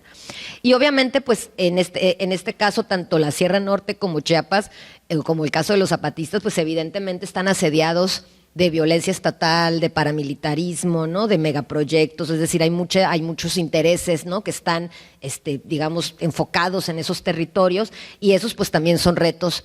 Ellos saben, tienen la lectura crítica de todo eso, pero pues esos poderes son, ¿no? Incluso son inconmensurables, ¿no? Es decir, tienen todo a favor, ¿no? Entonces, claro, la importancia de mantener en el pensamiento y en la práctica lo del común es lo que ellos, yo creo que, o sea, le están pensando como su fortaleza, ¿no? En el caso, por ejemplo, de la comunalidad de Oaxaca, Jaime Martínez Luna logró la creación de la Universidad Autónoma Comunal, que es un proyecto de formación es decir, muy Universidad Autónoma Comunal, ¿no? Es decir, hay las formaciones responden a las necesidades de las comunidades, los contenidos que se imparten responden a las necesidades de las comunidades, a las reflexiones ancladas, digamos, en el pensamiento comunal. También pues el común zapatista pues evidentemente ha estado también muy alimentado pues por estas convocatorias que hacen los compañeros y las compañeras abiertas a la sociedad civil, en donde hay mucho intercambio y mucha escucha. Pues quienes han ido para allá en momentos de eventos así muy multitudinarios, pues saben cómo funcionan estos eventos, ¿no? En donde pues hay muchos grupos de trabajo y hay talleres y hay plenarias, ¿no? Y eso también implica, insisto, ¿no? Mucha escucha, mucha discusión, mucho debate, y eso también pues en la academia nos genera muchísimo interés, ¿no? Es decir, cómo reflexionar pues a partir de las experiencias situadas del trabajo y del conocimiento pues de estos pueblos, en esta clave, ¿no? Es decir, entonces yo pensaría, por ejemplo, para quien le interese también desde la academia, ¿no? Ver cómo se están elaborando este tipo de reflexiones, pues el trabajo de Silvia Federici a mí me parece fundamental, y también el de Raquel Gutiérrez Aguilar, que está en Puebla, ¿no? O sea, que forma parte del grupo de Entramados Comunitarios y Horizontes de lo Político. Entonces, quisiera cerrar la presentación para poder pues platicar con ustedes y podamos intercambiar algunos puntos de vista, con una frase que me pareció bien bonita de El común en la falda de una montaña, ¿no? Ese del quirófano en la selva lacandona, que se los voy a leer porque de verdad me parece que ahí también hay un montón de claves, y con esto quisiera cerrar. Dice: pero si se les pregunta a las partes que ahora confluyen en esos cimientos de un quirófano en la selva lacandona, si se les inquiere quién o por qué hicieron eso, por qué aportaron su trabajo, por qué sudaron con el sol, por qué se mojaron con la lluvia, por qué dieron tiempo y hasta paga, por qué hicieron actividades, colectas, festivales, exposiciones y no sé qué otra cosa para conseguir fondos económicos que atraviesen océanos y fronteras y que sin importar lenguas, geografías y calendarios se hicieron común, por qué se empeñaron en algo que parecía un delirio, un despropósito, un sueño. Tal vez respondan en muchas lenguas, en muchos colores, en muchas geografías, en muchos calendarios, en muchos modos, por la vida. Muchas gracias.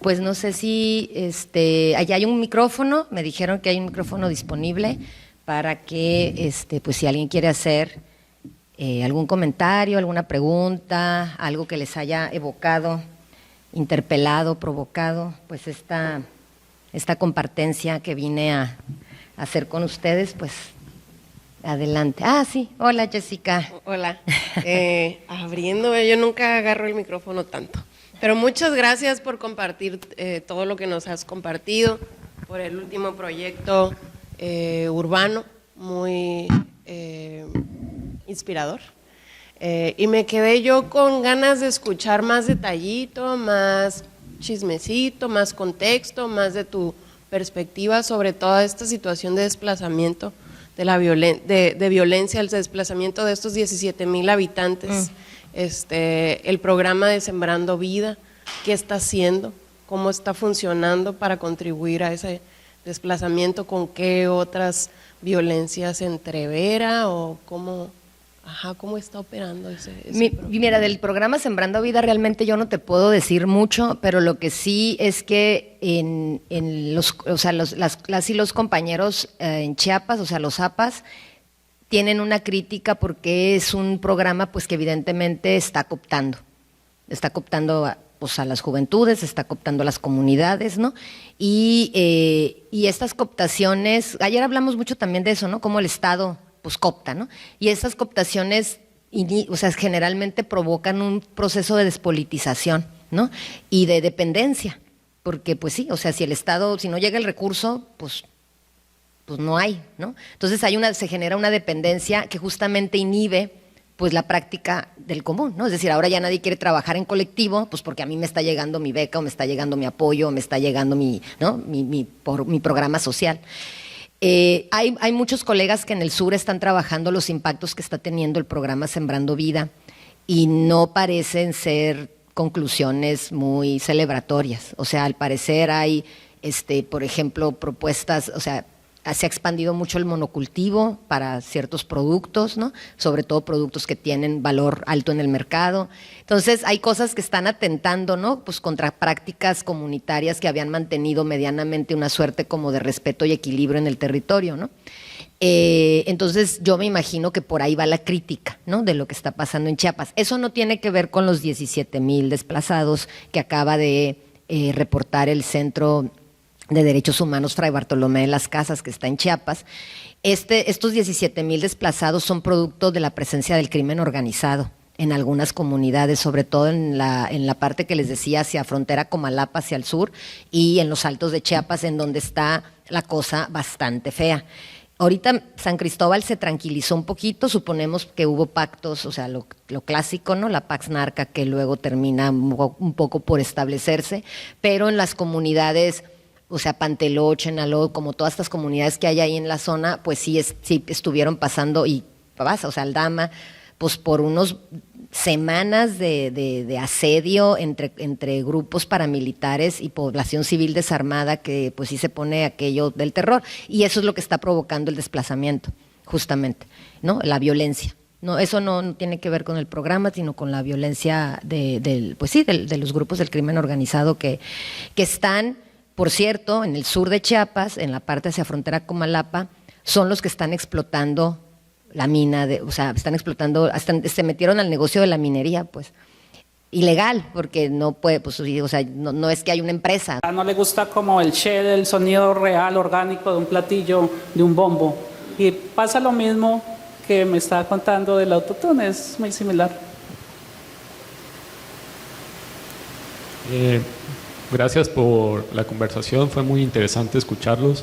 Yo soy una persona que la verdad le entra poco a la música, escucho algo, pero no soy un experto, y escuchar a personas que pues, justamente han planteado sus investigaciones desde ahí es bastante interesante. Hablaban mucho al inicio sobre la identificación con la música, lo que les hacía acercarse a ella, y quería preguntarles qué piensan precisamente de la música, pero no acercarse hacia uno mismo o hacia la comunidad, sino para comprender al otro, ¿no? Digamos, un grupo distinto, digamos, de otra sociedad, incluso de otra época, de otros tiempos, cómo la música podría ayudarnos, digamos, como una fuente primaria para entender las dinámicas de esa sociedad, ¿no? Como ciertos atisbos. Y yendo a un punto común, aunque no se mencionó, supongo que es un punto demasiado común de lo que se ha planteado del sentido social del gusto, esta cuestión de la distinción y Bourdieu y demás, porque hablaban de cómo la música evoluciona, y me preguntaba, bueno, ¿y qué es lo que se provoca esos cambios? Porque la música no es estática, pero también a la vez ha planteado cómo la música coopera o ayuda a que se produzcan esos cambios, ¿no? Pienso en los movimientos sociales dentro de la música y el papel fundamental que desempeñan. Entonces es como una retroalimentación, y ya ligándolo con lo de la distinción, el libro, porque se ha comprobado que si bien pudiera tener ciertos, bueno, comprobado entre comillas, ciertos aspectos de sí, cierta clase social escucha cierta música, ciertos grupos étnicos y demás, la construcción social del gusto, también se ha demostrado que últimamente esas barreras son mucho más flexibles, ¿no? Es decir, tal vez vinculado a la tecnología, tal vez a las nuevas dinámicas sociales, lo que antes escuchaba, digamos, una persona de clase media alta es mucho más amplio, ¿no? Y también vinculado a otras partes del mundo, ¿no? Entonces, solo como unas, digamos, ideas que pudieran conversar también. Primero, la pregunta, ¿cómo la música puede hacer que entienda a las nuevas generaciones, ¿no? Pues a mí me ha ayudado mucho. De hecho, tengo una dinámica con mis alumnos de que, ¿qué estás escuchando? No, pues esto de artistas de corridos tumbados. A ver, pues pásalo, y yo te paso algo que yo estoy escuchando. Y cuando lo vuelvo a ver, ¿qué onda? ¿Te gustó lo que te mandé? Nada, 2, 3, ¿y a ti? No, pues me gustó, y sí me gusta, la verdad, no te voy a mentir, la guitarra, ciertos elementos, y le pregunto como, oye, pues qué onda, ¿cómo, por qué te gusta? Y empieza a haber una relación y una confianza. Y no es por nada, pero siento que mis alumnos, por algo no se llevan mis clases, por algo, o sea, se llevan porque trato de entenderlos, y ellos ya con esto se sienten en confianza, y pues hay algo ahí, una relación entre, pues, de comunidad, ¿no? Que dicen, pues eres como yo, eres de la misma región, y no nomás eso, vienes del mismo lugar, y te puedo, como dicen, no, down to earth, o sea, te puedo hablar, ¿no? Y pues, te puedo hacer preguntas, y eso siento que es muy, muy curada, ¿no? Con mis alumnos, esta relación que hay, ¿no? En ese aspecto, ¿no? La siguiente pregunta es de que la música, como ciertos grupos sociales, ¿no? O como, sí, no sé si le quieren contestar a ustedes, compañeros, o bueno, como quieran.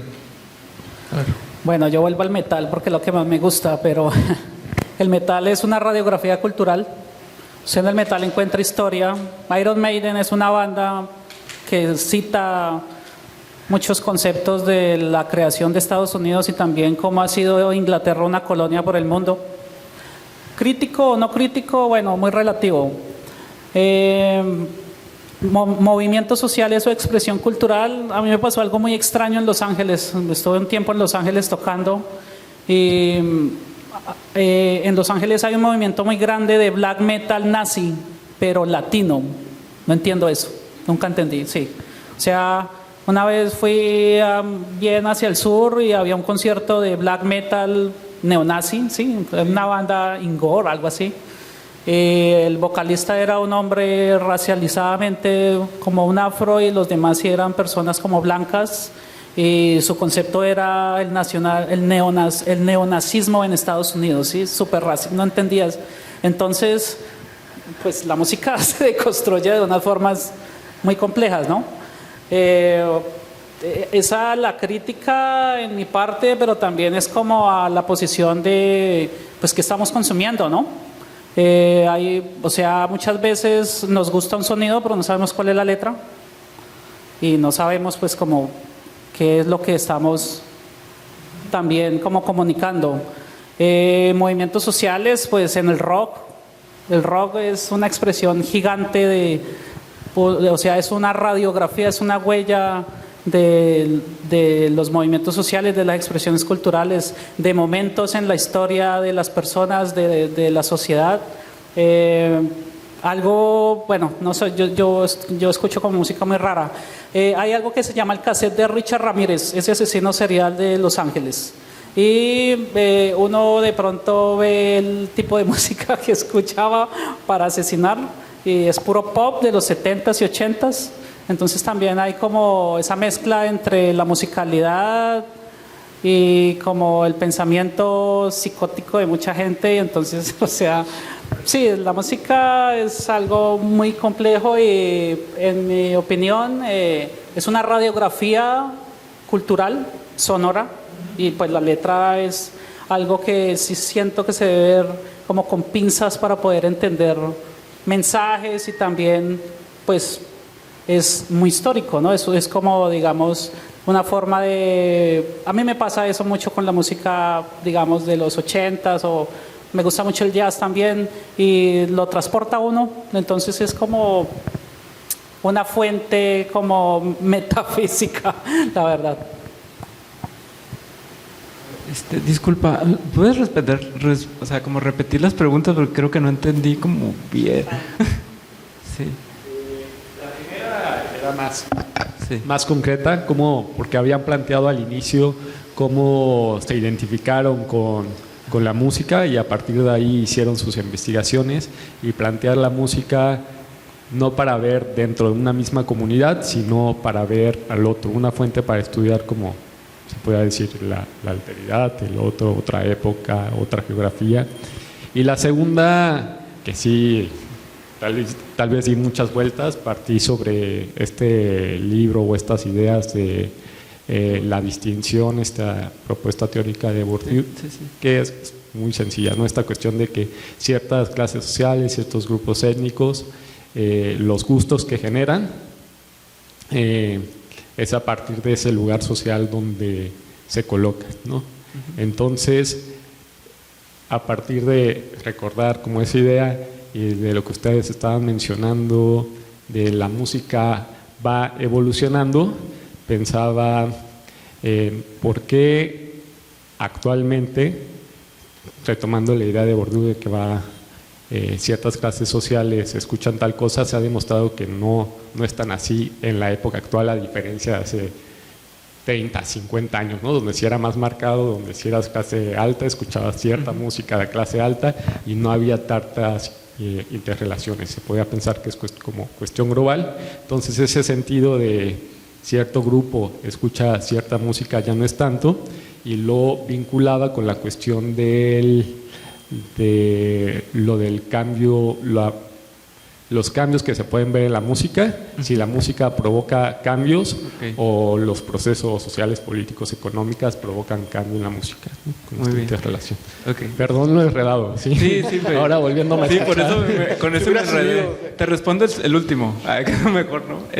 Pues bueno, son dos cosas diferentes, ¿no? Lo primero, pues cuando uno va con Bourdieu te metes en problemas, ¿no? No sé si sea tan actualizado para poder entender la realidad de ahorita. Está muy anclado en una época también, ¿no? Yo considero que muchos de los preceptos que él menciona, que aparte están muy anclados son eurocéntricos, no sé si apliquen realmente en esta sociedad en la que vivimos, ¿no? Mucha de la música pues antes estaba anclada con temáticas, ideas que estaban relacionadas con una clase, pero ahora no nada más es clase, pues, ¿no? O sea, son un montón de cosas que nos atraviesan, que al final pues eligen lo que van a escuchar, ¿no? Entonces ustedes escuchan los playlists de las personas ahorita y no tienen pies ni cabeza para nosotros quizás, porque hay una gran diversidad por la cual escuchamos música, ¿no?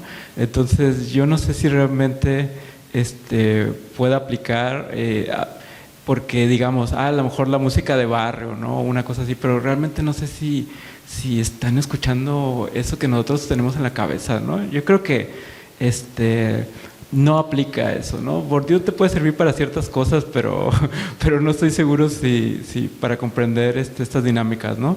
Lo otro que me dices, que también me parece interesante, tiene que ver con estos procesos de las historias de la música alrededor del mundo, y esto responde también a territorios, y responde también a épocas muy concretas, ¿no?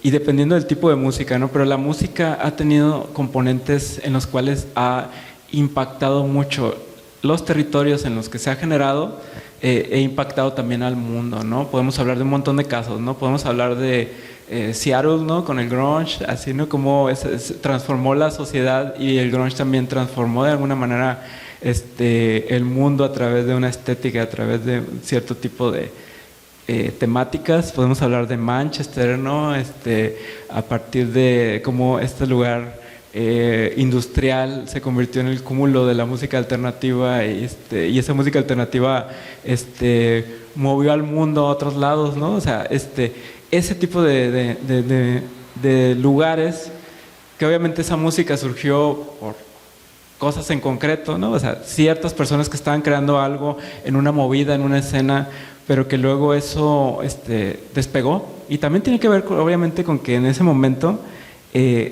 encontraron un canal para poder que esa música trascendiera ese espacio, ¿no? Entonces, esos son fenómenos de ese momento, y ahorita estamos en otro, ¿no? Estamos en otro que también está transformando nuestra realidad, ¿no? A lo mejor en el pasado, ahorita creo que esta plática se ha movido mucho hacia el rock y el pop, ¿no? Quizás por el perfil de los invitados. Y pues bueno, históricamente el rock y el pop ha estado ligado a las luchas sociales, ¿no? Bueno, a los movimientos, ha estado ligado al contexto sociocultural, pero ahora también hay otra música que habla de eso, pero que también habla de un montón de otras cosas, ¿no? Entonces habría que voltear a ver por qué esa música está moviendo no nada más al mundo, sino a esos espacios, ¿no? La música siempre ha sido algo importante para las personas en sus lugares de origen, y ahora con esta manera en la que vivimos, que todo se conecta con otros territorios, ¿no? Por eso un morrito o una persona puede escuchar algo de una parte que no tiene nada que ver y conmoverse o reflexionar, o incluso sin conocer el idioma, ¿no? Puede decirle algo, ¿no? Yo tengo estudiantes que les gusta Hatsune Miku, por ejemplo. Ay, perdón, no quiero quemar a nadie, ¿no? Pero que les mueve algo, ¿no? O sea, que es algo que a lo mejor no tiene nada que ver con el territorio ni nada de eso, pero tiene que ver con un cierto tipo de sensibilidad del momento, ¿no? Entonces, me parece que dependiendo del espacio, del tiempo, de las circunstancias, va cambiando esta manera en cómo la música se va transformando, se va creando y va influyendo a la realidad, ¿no? No sé si te enredé yo créeme que te enredé más yo que la pregunta, pero bueno, vas por ahí, ¿no? Yo lo veo también Pero hay un aspecto, pues, como lo dice mi colega del lugar, ¿no? Pero también tiene que ver el norte y el sur global, ¿sí? Aquí una historia chiquita. El metal extremo no nace en Europa ni en Estados Unidos, nace en Brasil y Colombia. ¿Qué pasó? ¿Por qué Colombia no impulsó, no llevó el metal a lo que se conoce ahora o por qué Brasil? Porque está en el sur global, ¿sí? Entonces, unos nórdicos escucharon unas bandas como Sarcófago, Masacre o Parabellum, ¿sí? A principios de los 80s.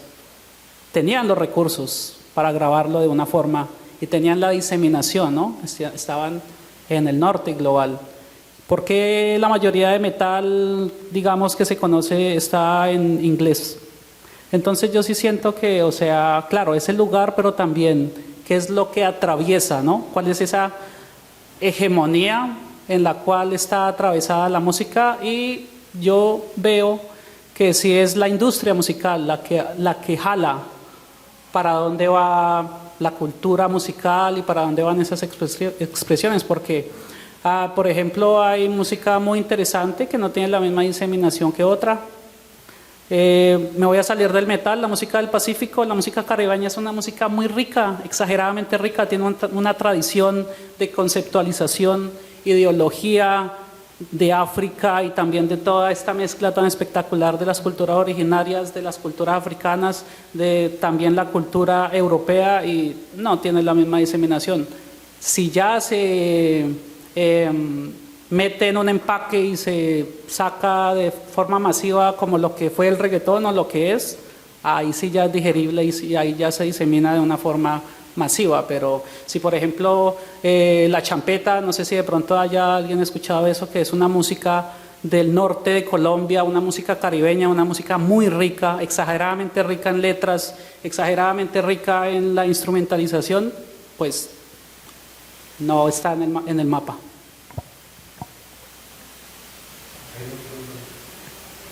Hola, bueno, sería muy sencillo, más que nada me interesa saber qué medios, fuentes o métodos utilizan para encontrar nuevas propuestas, ¿no? Siento que también luego hablábamos de Oasis, de todas las bandas que nos contaba Gilberto y eso, pero también como que están muy clavadas a las bandas de, bueno, ahorita que mencionaba Sarcófago y todo eso, como de los 80s, 90s, pero actualmente, ¿cómo se informan de nuevas propuestas? Independientemente de que les gusten o no. Pero bueno, hace rato Monchi nos hablaba de depresión sonora, ¿no? Que es como algo nuevo, pero ¿cómo llegaste a ello? En mi caso yo antes leía como que muchas revistas o en blogs o cosas así, pero siento que eso se perdió, ya no lo hago tanto. O luego entro a blogs y ya no están actualizados, ¿no? Así de que la última publicación fue en 2009 o cosas así, y es como que está bien complejo, siento yo, encontrar como que nuevas propuestas. Trato de ir como que a tocadas o cosas así aquí, así, o hablar con amistades que tienen bandas y eso para conocer ello, pero siento que si no te clavas mucho como en salir, está bien difícil encontrar como nuevas cosas. En su caso, ¿cómo le hacen para encontrar nuevas bandas o cosas que les interesen? Y pues bueno, yo nomás te puedo decir desde mi experiencia personal, pues bueno, la verdad es que uso cualquier recurso. Lo que pasa es que uno se puede desactualizar muy pronto, ¿no? Y te puedes ir mucho a lo seguro, pero como yo soy un neurótico y me gusta estar conociendo, yo sí le entro como a todo, ¿no? Entonces, sí he escuchado de TikTok, obviamente, ¿no? Así, por motivos académicos uso TikTok, entonces ahí también conozco de repente cosas, uso como la tecnología. Si hay una canción de repente que sale en el aire, pongo el Shazam, que ya es medio viejo, pero que me sirve para saber qué canción es. Me sirve mucho Instagram, porque de repente sigo ahí páginas de gente que sabe y luego me salen los reels y me pongo a investigar y lo sigo hasta donde va, y luego me voy al Spotify y le doy seguir, me pongo a escuchar como a ver cuáles son las más escuchadas, ¿no? Para saber si me gusta o no me gusta, y luego me paso a lo siguiente, y luego me voy a las recomendaciones. Si te gusta esto, te pones esto, sí, es el algoritmo, pero también con criterio, ¿no? Porque tiene muchas cosas que no están cool, entonces me pongo como a investigar. Pero la verdad es que esto esto es como un proceso que tú tienes que irte adecuando conforme va pasando el tiempo, ¿no? Antes de eso usaba los blogs, pero también usaba la CFM, ¿no? Que era esta red social rara donde te encontrabas gente con los gustos parecidos a los tuyos, que ahí hice amigos, ¿no? Pero luego después eso cayó en desuso y me puse a escuchar otras cosas. Los blogs también cambian, van decayendo ciertas revistas, tienes que irte a otras. Ahorita pues está mucho los videos cortos que no te informan como te deberían informar, pero te sirven como para poder tú investigar por tu cuenta, ¿no?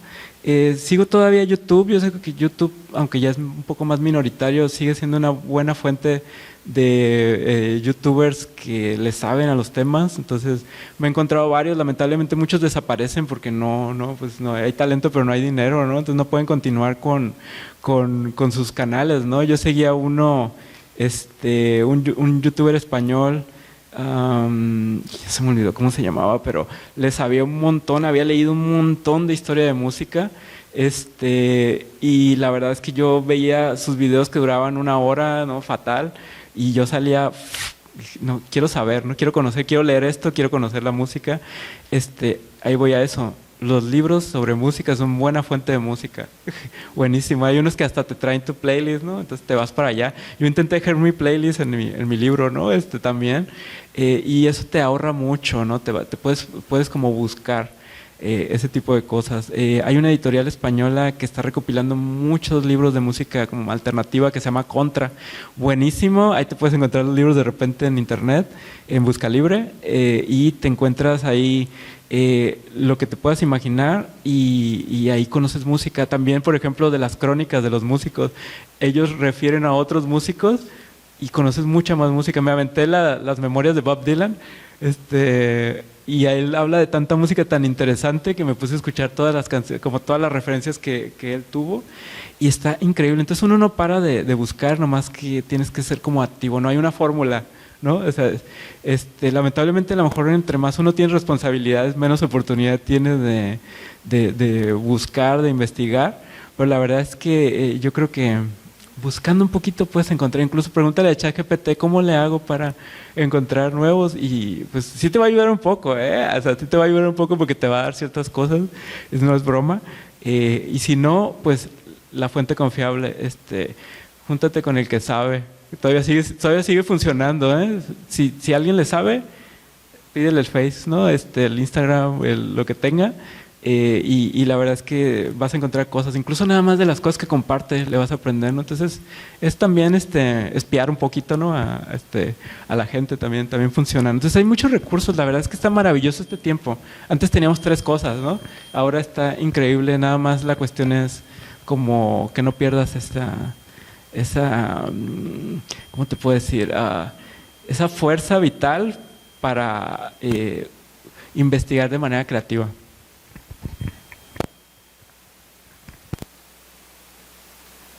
Pues mi fuente de YouTube, la verdad me parece como bien. Hay muchas bandas que tienen su canal, describen cuáles son los músicos, a veces suben todo su álbum. En el metal hay una página, pero hay que ser como, o sea, como triangular la información, porque inclusive descripciones de los álbumes que he grabado estoy mal referenciado, aparezco como escrito, y he dicho para corregir. Se llama Enciclopedia Metalium, es buena. Se encuentra bandas desde muy underground hasta las que todo el mundo conoce. Sí, la mayoría, como dice mi colega, o sea, blogs o personas que conozcan del tema, porque, bueno, hay muchos documentales también. Hay uno muy interesante latinoamericano que se llama El Diablo Nace en Medellín, y cuenta toda esa historia del metal latinoamericano, sí, bandas como Vulcano, o bandas en Argentina que... mucho metal en México, que es demasiado, por eso hay festivales tan importantes como el Heaven Angel, o cosas gigantes que no tienen nada que envidiarle a Europa. Entonces mis fuentes es YouTube, como para investigar bandas, y a veces uno ve el catálogo, bueno, o sellos discográficos que también tienen su canal, y sí, como googlear mucho y pues siempre triangular, ¿no? Porque por ejemplo, Wikipedia es terrible, entonces eso, ni siquiera para la música, está muy mal referenciado todo. Yo soy un poco old school. Ahí, un círculo de amigos, voy con las referencias, ¿no? Por algo estoy aquí, ¿no? Voy con David, con Julián, con Santiago, hasta con Susana, ¿no? Con Dante. Eso es uno de mis maneras, ¿no? Pero otra, como digo, soy old school. Soy, creo que de las pocas personas que escuché todavía la radio. Y escucho UABC Radio, no porque sea de UABC, pero, por ejemplo, la semana pasada, mi amiga Anaí tiene el programa Desobediencia y dio un especial de rock, de punk brasileño. Y a mí me encanta el new wave brasileño, el post-punk brasileño, pero nunca había escuchado bandas punk de Brasil.